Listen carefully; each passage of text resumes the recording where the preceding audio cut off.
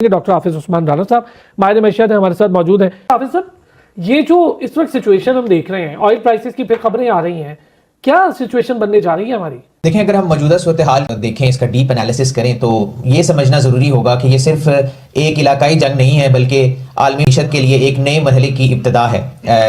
अगर आप देखें पूरे मशरक़ी वस्ता की बात की, मशरक़ी वस्ता में जो जारी कशीदगी ने तेल और गैस की सप्लाई को मुतासिर किया है। और अगर पाकिस्तान की बात करें तो अभी मैं द इकोनॉमिस्ट पे एक रिपोर्ट पढ़ रहा था जिसमें 15 जो इमर्जिंग इकोनॉमीज़ हैं उसमें पाकिस्तान टॉप पे है, जो ज़्यादा इम्पैक्ट हो रहा है इस टाइम इस पूरी जंग की सूरत हाल से।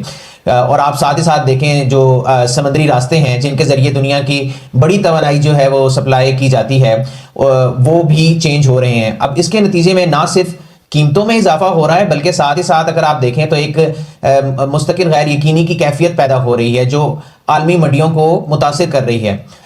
अब लेकिन इस सूरत हाल को सिर्फ तवानाई तक महदूद करके देखना एक बहुत बड़ी गलती होगी, क्योंकि इसके असरात आप देखेंगे आहिस्ता आहिस्ता खुराक के निज़ाम तक भी पहुंच रहे हैं। और क्योंकि खुराक सिर्फ फसलों से नहीं बल्कि एक मुकम्मल निज़ाम से जुड़ी होती है जिसमें आप ईंधन, खाद, आपका पानी, साथ ट्रांसपोर्ट और आवाम की जो कुव्वत ख़रीद है वो शामिल होती है। तो जब इनमें से कोई एक भी हिस्सा अगर मुतासिर होता है तो असर पूरे निज़ाम पर जो है वो फैल जाता है। तो मौजूदा सूरत हाल में अगर आप देखें तो खाद की जो आलमी डिलीवरी है वो भी मुतासिर हो रही है, क्योंकि इसकी जो एक बड़ी मिकदार उन्हीं रास्तों से गुजरती है जो इस वक्त दबाव में है। तो इसका मतलब ये है कि आज बहरान सिर्फ तेल तक महदूद नहीं है बल्कि आने वाले वक्त में आप देखेंगे कि खुराक की कीमतों में और दस्तयाबी पर भी असर इस पर पड़ सकता है। और ये खाली एशियन इकोनॉमीज तक महदूद नहीं है। अगर आप देखें तो कल ही जो हमारे प्राइम मिनिस्टर हैं यहाँ पे यूके में के स्टामर, उन्होंने है वो 35 कंट्रीज की जो है एक मीटिंग है वो इस हफ्ते उन्होंने कहा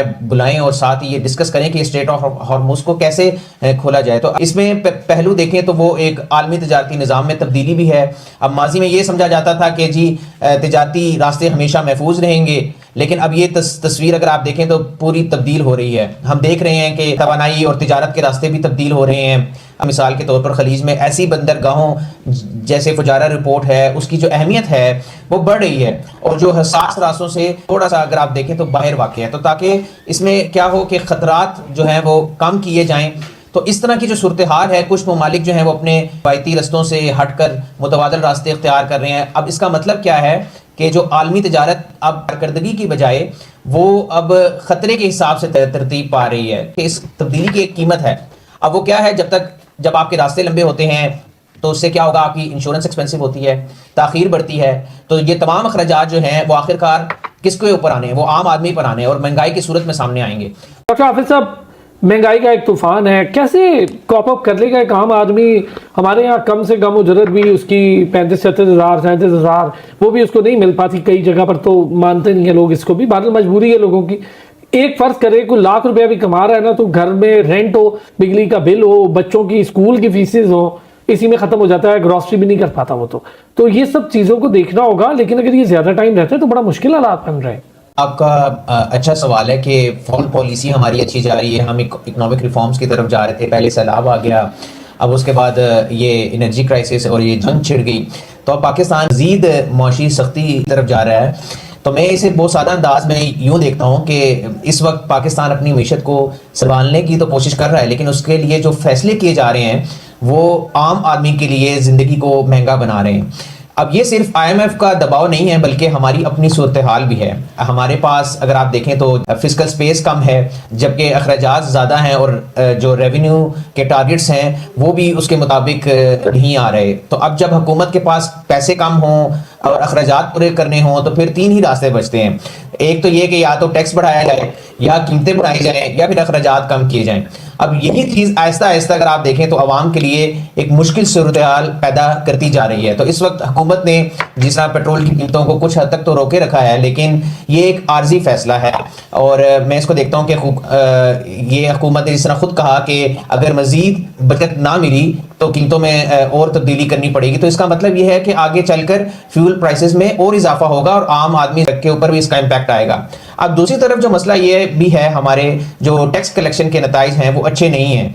FBR अगर आप देखें अपने हदफ से पीछे है, जिसका मतलब ये है कि हुकूमत के पास पैसे जमा करने का दबाव है, इसलिए हम सुन रहे हैं कि मुमकिन तौर पर मिनी बजट की भी बात हो रही है।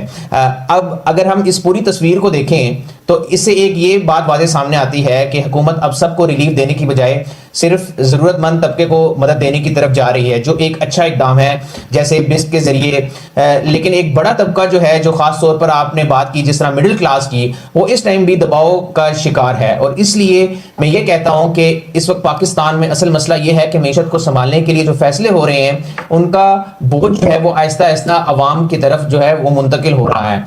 तो सबसे पहले हमें अपनी तरजीहात वाज़े करनी होगी, हमें तवानाई और खुराक दोनों को एक साथ देखना होगा, क्योंकि ये दोनों एक दूसरे से जुड़े हैं। इसके लिए ज़रूरी है कि हम अपनी तवानाई के निज़ाम को मजबूत करें, साथ ही साथ जो दरामदी ईंधन पर इन्हिसार जो है वो हमें कम करना होगा और आहिस्ता आहिस्ता सस्ती और मकामी ज़राए की तरफ जाएं, सोलर पैनल की तरफ जाएं, ताकि बार बार आने वाले ये जो बैरूनी सर, वो तो पूरी की पूरी पॉलिसी इन्होंने बिल्कुल चेंज करके रख दी है। हम इस तरफ चले जाते तो शायद इंडस्ट्री और घरों को फायदा होता, आम आदमी के बिल तो कम होते।